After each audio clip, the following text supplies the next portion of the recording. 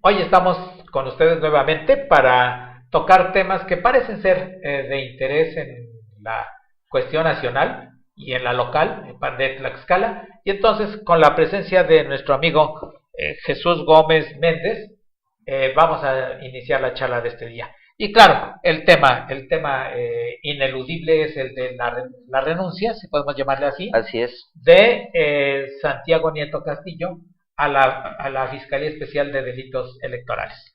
Así es, ingeniero Espiridión. Antes que nada, gracias por esta oportunidad de participar, gracias a Zona Crítica.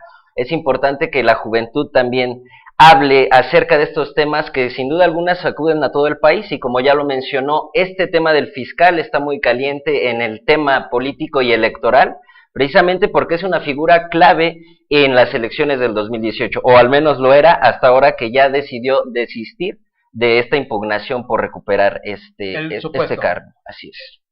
Tenemos tres componentes del sistema electoral en el país, que son en el aspecto administrativo y de concertación, el INE. Así es. La aplicación de las normas estrictas, bueno, supuestamente, ¿no? Es como el proceso tal cual, ¿no? Del Tribunal Electoral del Poder Judicial de la Federación. Así es. Y además el caso de la Fiscalía Especial. Claro, una Fiscalía Especial acotada, porque mientras ha estado dependiendo de la Procuraduría General de la República, hay un sesgo político en la Procuraduría que necesariamente empuja al subordinado, era independiente, ¿no? Tenía que ser aparentemente, por declaración. Aparentemente, pero yo también considero que no solo se basa en este personaje la problemática, el fiscal, ¿no? Sino en la misma FEPADE, por la labor que tiene que hacer y porque considero que al menos no ha sido efectiva en las elecciones. Entonces, ¿qué podemos esperar cuando ya se destituye a un personaje que sí de alguna manera le picó al menos la cresta al sistema? Así medianamente, es. Porque si vemos los casos que manejó, no tuvieron el final de una consignación, y sí los consignó, pero no hubo sentencia. Entonces, le faltó contundencia. Pero vamos, de tres malos es el menos peor. Desde luego. Y nos quitan al menos peor, nos plantean una situación un poco difícil. Pero todo empezó por aquello de que el señor tenía antecedentes partidistas, por haber sido asesor del PRD, ¿no? Me parece. Es una trampa. Realmente sí. Yo debo confesar, frente a las cámaras, a la cámara, que una vez en la vida colaboré en la elaboración de un plan estatal de desarrollo en Tlaxcala, para un partido. Eso no significa que, habiendo trabajado, estaba yo afiliado. Simplemente en el tema que era el de mi dominio, pues era de las personas aparentemente más calificadas y debía estar ahí. Claro. Pero no me dieron ni mi gafete, ni mi credencial, ni menos, su chaleco. Mi chaleco verde, blanco verde, blanco y rojo. Así es. Bueno, pero yo creo que esto es algo normal en un sistema pluripartidista donde existen diversos partidos, pues también hay diversos colaboradores profesionales, ¿no? Si lo vemos desde esa parte, usted, como lo dice, participó en el plan de desarrollo porque tenía esa capacidad y utilizó eso de alguna manera profesional. Lo mismo pasa en este caso, al menos así lo considero, con Santiago Nieto, puesto que pues él a lo mejor sí tenía esos conocimientos, esas capacidades, pero al final de cuentas no estuvo inmiscuido dentro de las filas, ¿no?, de dicho partido. Ahora, imagínate que en esta cuestión, suponte que yo como ingeniero me dedicara a construir casas. Tendría yo que hacer el listado de las 60 casas que he hecho para que, si en una de esas le vendí al gobernador, ya se inmiscuyó. Exactamente, sí, ¿no? sí. Entonces, resultó por ahí infantil. Finalmente, el sentido es tal vez empantanar la situación, quitarle claridad o quitarle certeza al proceso. Y bueno, los valores del trabajo electoral van por la transparencia, por la certeza, exactamente. Principios democráticos antes que nada. Con esta situación, como que se empiezan a perder y empieza a salir por ahí la cola de los tramposos y de los que quieren enturbiarlo.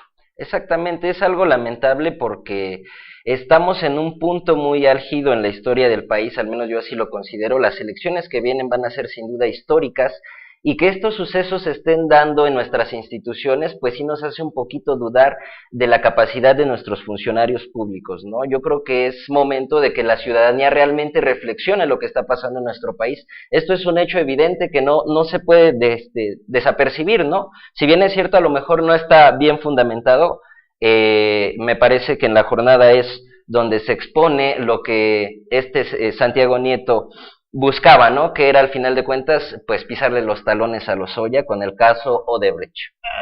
Por ahí va la situación. Si se queda si estaba la posibilidad, la hipótesis de que la elección del 2012 estuvo contaminada por la corrupción y con dinero de una empresa extranjera financiando la campaña del candidato Enrique Peña Nieto, y si eso quedase claro, hablaría primero, le quitaría legitimidad al gobierno actual. Desde luego. Y se dejaría claro que en los procesos electorales sí hay dinero, y dinero bastante sucio, de las empresas contratistas que buscan con esto afianzar negocios en el gobierno que viene. Claro, es lamentable porque yo considero que ya nuestro país de alguna manera ha adquirido esa madurez para lograr saber cuáles son los factores que no están bien. Lo vimos, por ejemplo, en el Estado de México, pero no existe la reacción de la ciudadanía, ¿no? O sea, ese es el gran problema. A lo mejor sí ya se sabe cuáles son esos factores negativos en nuestro sistema, en nuestro gobierno, en nuestros funcionarios, pero la ciudadanía no despierta, y es a lo que se hace la invitación, ¿no? Porque al final de cuentas vemos muy claro que aquí hay un caso de corrupción, como muchos otros que ya lo han habido, pero estamos ya acercándonos a un momento importante en la historia de nuestro país. Que una instancia oficial nos aclara y nos detalla paso a paso cómo se da esta cuestión. Porque, dices bien, en las elecciones del Estado de México vimos cosas inéditas, como el detalle criminal de las cabezas de cerdo en la noche anterior, pero la situación pues no nos mueve al ánimo, y tal vez deberíamos estar pensando en cerrar esta cuestión con alguna conclusión. Bueno, yo considero que desafortunadamente se consagra nuevamente la corrupción, ¿no? Es algo lamentable, y bueno, esto viene acompañado de la impunidad que viene a colación con la corrupción, y esto sin duda está dañando mucho a nuestras instituciones. Perfecto. Bueno, en la situación local del estado de Tlaxcala está vigente y se está promoviendo una ley de la juventud. Ley de las juventudes, así es. ¿Por qué las juventudes? Así está el título, me parece que es inclusive el mismo que el de la ley del 2008. Está curioso porque yo encuentro tres caminos por los que se hacen las leyes. Uno, que una ley nacional tenga un enfoque, y que esa ley nacional deje a los estados, a las entidades, campos para su complementación. Efectivamente. Esa es una. La otra es que quien opera la institución encargada, por ejemplo, en este caso de la juventud, diga, oigan, la ley que tengo no me funciona. ¿Sí? Y la tercera es que los legisladores, movidos por iniciativas de la sociedad civil, tengan una idea y la lleven a la discusión. Claro, bueno, hay que considerar cómo es que se fue originando esta ley, ¿no? En primera instancia, como usted ya nos dio su punto de vista, cómo es que se debería de trabajar, pero cómo es en la realidad. Me parece que esta ley sale en marzo de este año, la iniciativa, ¿no? La iniciativa de ley, exactamente, Por parte de la Coordinación de Juventud, la diputada Sandra hace este llamado primero a un parlamento juvenil. Esto con la finalidad de que se escuche en el Congreso las voces de la juventud, me parece algo muy bueno. Sin embargo, ahorita como que comienza ya a hacer un llamado más profundo, más amplio a toda la sociedad. Recientemente hubo un evento, un foro, en el que se discutió precisamente o se dieron puntos de vista importantes acerca de cómo va o qué rumbo va a tomar esta iniciativa de ley, que sin duda alguna es necesaria porque los jóvenes representamos una gran parte de la población, pero estamos todavía muy dormidos en la política y esa es la preocupación que hay. Yo le eché un vistazo a la ley del 2009. 2009, así es. Y la encontré muy extensa, con casi todos los enfoques que se necesitan, aunque mal hecha. Mal hecha desde el punto de vista literario. Copiado y pegado, ¿no? Clásico copy-paste. Sí, por ejemplo, me encontré en su sección primera un título que se llama Derecho a la vida. Dije, chin, ya nos cayó Provida. No. En el desarrollo de los artículos se refieren a la vida digna. Entonces, si ya cambia.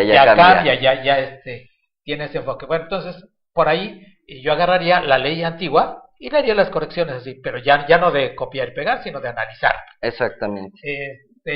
Me encontré por allá por el título cuarto, ya en los artículos del 50 al 59, una confusión bien curiosa de tiempos verbales. Las leyes en general, como impulsan y promueven acciones, entonces siempre están en futuro. Es chistoso porque aquí de 9 artículos, 3 están en presente y los otros están en futuro. Entonces, valdría aquí valdría la pena analizarlo, ¿no? Unificarlas, ¿no? Así es. Y como que si mi planteamiento es que si agarráramos la ley antigua y la revisáramos bien y tratáramos de actualizarla, no valdría la pena hacer una nueva ley. Sí, claro, yo creo que ese es el problema que hay, lo vemos desde las mismas leyes federales, ¿no? O sea, realmente a veces solamente son necesarias reformas y las reformas que no son necesarias las hacen, entonces hay falta ese orden jurídico, ¿no? Literalmente un orden jurídico que haga precisamente especificar cuáles son las correcciones y las adaptaciones. En este foro se pusieron muchos puntos, sobre todo progresistas, en la cuestión de la diversidad sexual, el género, etcétera. Algo muy bueno, muy acorde. Sí.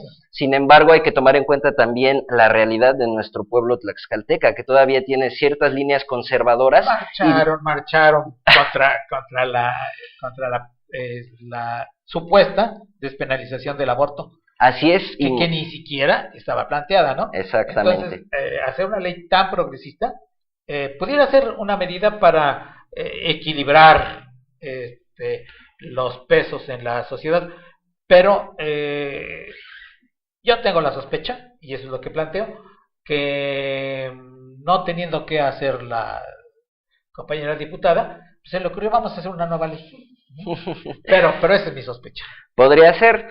Bueno, lo que igual también siento que le faltó mucho fue sobre la cuestión de la participación política, porque si bien es cierto que se promueve ese fomento cultural, política cultural hacia los jóvenes, no existen aún los mecanismos para que estos sean representados realmente. Y alguna de las cuestiones que decían en el foro pasado es que no existen cuadros. O sea, como si no estuviésemos los jóvenes aún preparados para representar a nuestra población, como si no tuviésemos la capacidad de organizarnos. Yo creo que sí es posible, siempre y cuando también el mismo sistema nos permita esos mecanismos, ¿no? Por ejemplo... Que no nos lo permita, vamos a ganárselos. Exactamente, así tiene que ser, vamos a ganárselos. Porque como concesión podríamos seguirnos aquí sentados un buen rato y no conseguiríamos gran cosa.